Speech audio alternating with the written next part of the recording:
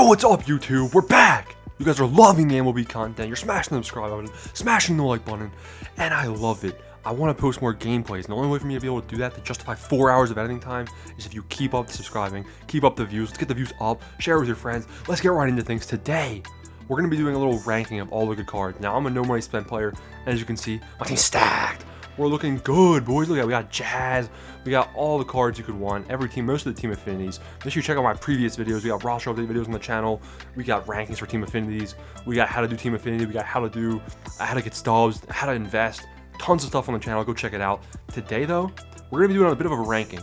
Now, a lot of other YouTubers, they're doing rankings in the sense of top 10 at this position, top 10 here, top 10 there. I'm giving you the facts you need to know. That's boring.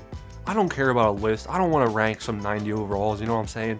That, you know, if you're watching this channel and you're doing what I'm saying, you have a team that can look pretty similar. You got a lot of stubs invested in the market just like I do. So I want to rank the cards that you guys are going to be using, because look at this. Look at all these 97s. So many 97s, it's even hard for me to keep track of who to use, right? So I'm going to go through a lot of the cards that you guys can be using, and we're just going to talk. We're going to talk about who's good, who's bad, who plays well, who has good stats, but might not play well. You know what I'm saying? So let's get right into things. You guys will see how it's going to work. We're going to talk about what cards play well and you should be using for your Diamond Dynasty team. So the first thing we're going to do is we're going to talk about the cards that I'm using, because these are obviously what I've seen as the best performing cards. Now, this Jock Peterson right here is one of the best team affinity cards, if not the best team affinity card you can get in the game. His stats, they speak for themselves. I don't have to read it. Look at them. Defense, the one thing I've learned about defense this year, once you get used to the meter, it's not that bad. But the one thing I have learned is that, oh my god, if a ball is hit to the outfielder over his head and it's an over-the-shoulder animation, it makes me want to cry. The animations for outfielders over the head, over the shoulder, it's so bad. So, I mean, he's not going to catch it. Silver fielding, but I don't know if any outfielder can catch it unless they have diamond fielding. The over-the-shoulder animation makes me cry.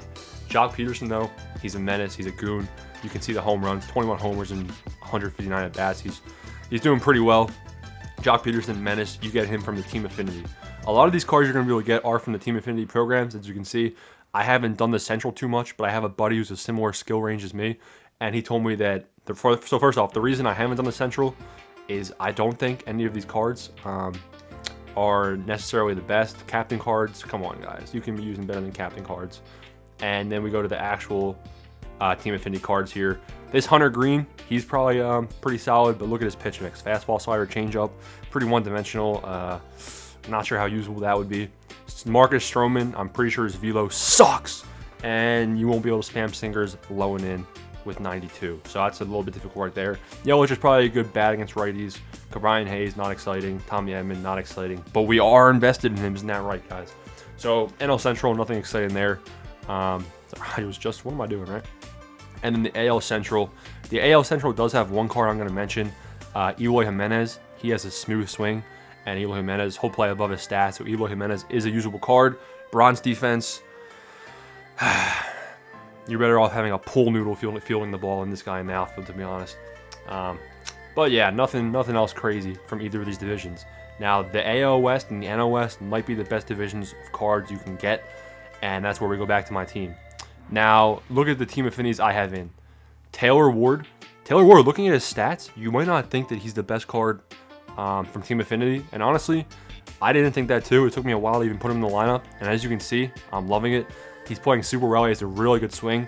I'm pretty sure the defense has a little bit of a shift and makes it easier to hit.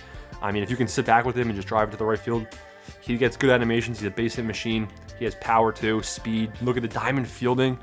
Oh man, diamond fielding in the outfield. I don't know, that's pretty weird because I remember him missing a fly ball in my game, so that sucks. But Taylor Ward, he's a good card right here. Jim Edmonds is 99 overall. He's a bit pricey. I wouldn't lock him in for the set one collection. There's better cards that are cheaper to lock in. But Jim Edmonds is a good card in the outfield.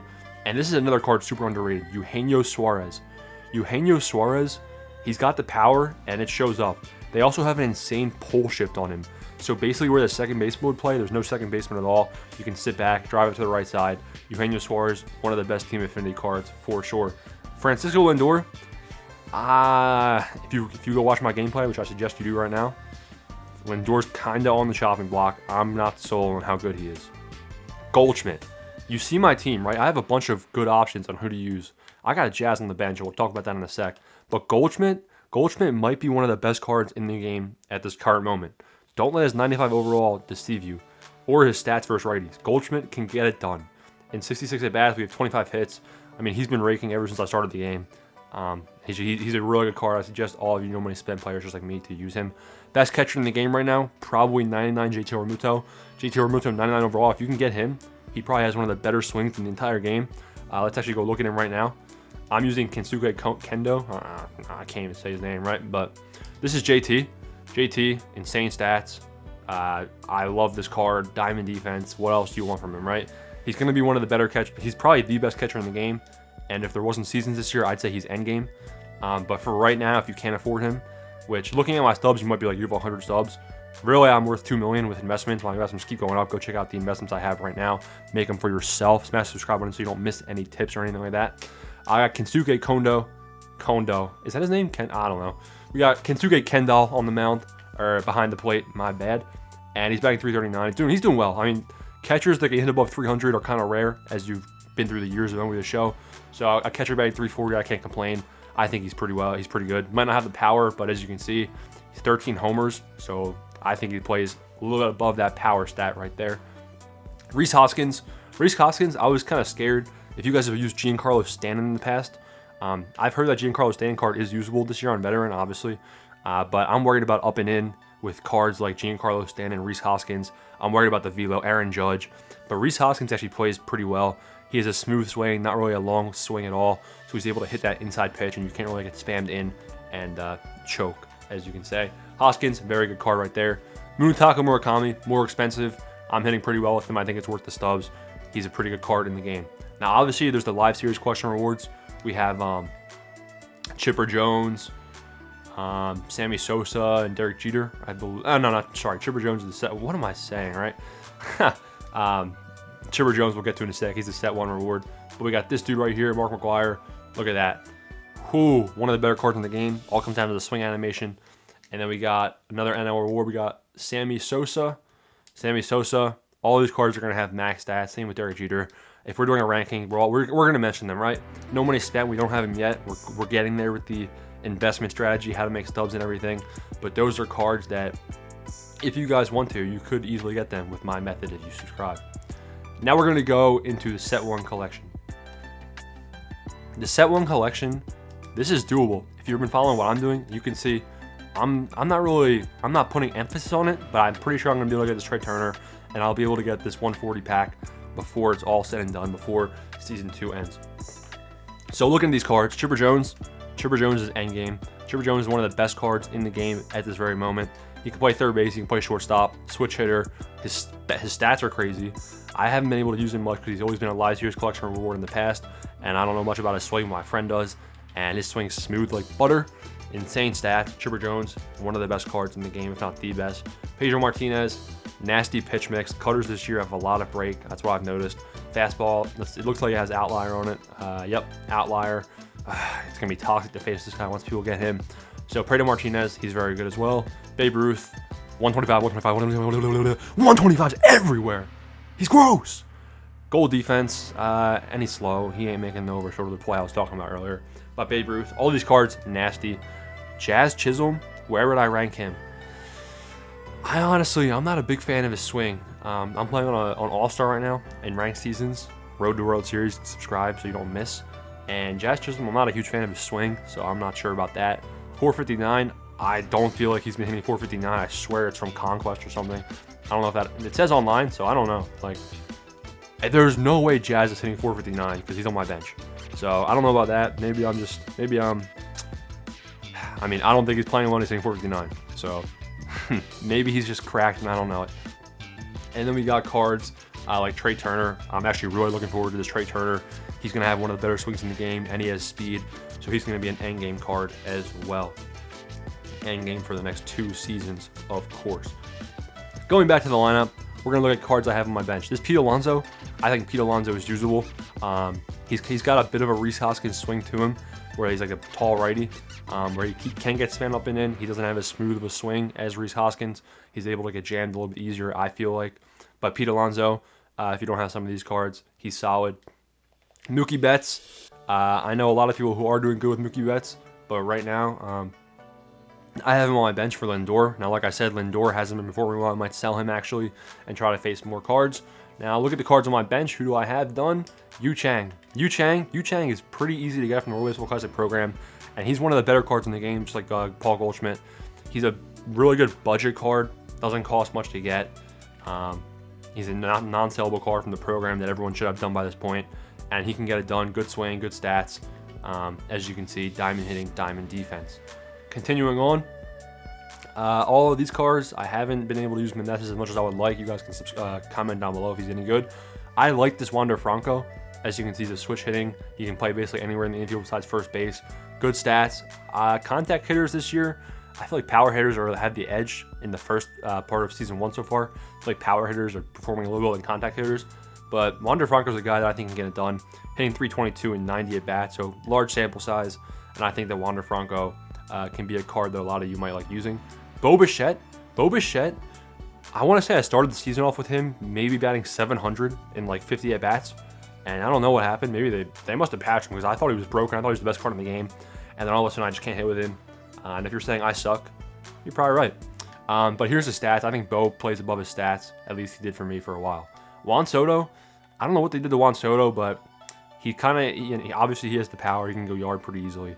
Although the stats might not reflect it, but I'm not a huge fan of Juan Soto's swing this year. I wouldn't recommend it. Arenado and Goldschmidt both. I would honestly, if you have a 99 overall team and you have Arenado and Goldschmidt playing first base and third base, I don't blame you because Arenado and Goldschmidt might have the smoothest swings in the game. They might be the best corner infield combination you can have, and I wouldn't blame you one bit if you had both Goldschmidt and Arenado both on your team. Harry Ford sucks. Please. Get Kensuke Kondo, Kendall, I don't know, Kendo. All right, get him as your catcher because Harry Ford, stats, performance. Let's put it that way. Let's go to pitching. Bob Feller and Bob Gibson are going to be the best pitchers in the game so far, besides Roque Suzuki. Roque Suzuki, he's insane too. But these are guys I have. Dustin May, if you're doing Team Affinity, you need to get Dustin May. Dustin May is probably the best Team Affinity card overall for starting pitchers for sure. Starting pitcher is definitely the best Team Affinity card, and he's probably top 2, top 3, up there with Jock and some of the hitters for Team Affinity as well. I use Meter, and he's hitting 2.8 ERA. You'll see from my gameplay that I get rock pitching, but you know I can hit, so that's what matters. High scoring games. But Dustin May, he's really good. Now we're gonna go to the market, look at some of the cards available on the market real fast. Cards that I might not have had the chance to use. Cards I can assume. Adam Wainwright. I would stick away from Adam Wainwright just because of his pitch mix. If you're a pinpoint pitcher, it's probably not going to be that bad. But look at the velo. His velo is down at 63, and when I'm playing online, if I see a guy with not the best velo, it's not too hard to hit against him. But if I'm facing Roque Suzuki, it's a little bit harder. So would you rather spend 118K on Adam Wainwright, or if you're going to spend those stubs, are they better spent elsewhere? They're better spent elsewhere. Then we got more cards. These World Baseball Classic cards right here, these are all going to be very usable. They're all very good cards. This Ohtani is probably one of the better cards in the game as we speak. His closing pitcher card is the best reliever in the game right now. Fergie Jenkins, check out the gameplay and you'll see my thoughts about Fergie Jenkins. But there's more cards as you go. Mike Trout is one of the better swings in the game. I've never personally been good with Mike Trout. I don't know why. Yeah, all right. Haha, I suck. No, that's not why. But Mike Trout, a lot of people are using him and they say he's really good. They'll swear on behalf of him. This Corbin Carroll is an interesting card. I actually pulled him from a pack and I sold him. The power versus lefties concerns me, but he's a contact hitter. Similar stats to Wander Franco, and Wander Franco's a switch hitter, so I'm not sure if I would overpay for him. But look at Roque Sasaki. He's nuts. Sinker, fastball, cutter, forkball, slider. This is one of the best cards in the game too. I mean, if you're looking for a starting pitcher like me, if you look at my rotation, I'm probably down one starting pitcher. I'm not going to invest, but I'm gonna spend some cash on Roque Sasaki because look at his stats: 99 velo, 99 break. He's nuts. I don't want to face him, so I'm gonna recruit him to the team, and I'll probably get rid of Blackburn or Lopez. Lopez has a 4.8 ERA. This guy's got a 5.4. I don't know. You guys can comment down below. What do you think I should do with the rotation? But anyway, that's a quick little run through. I hope this guys helped you.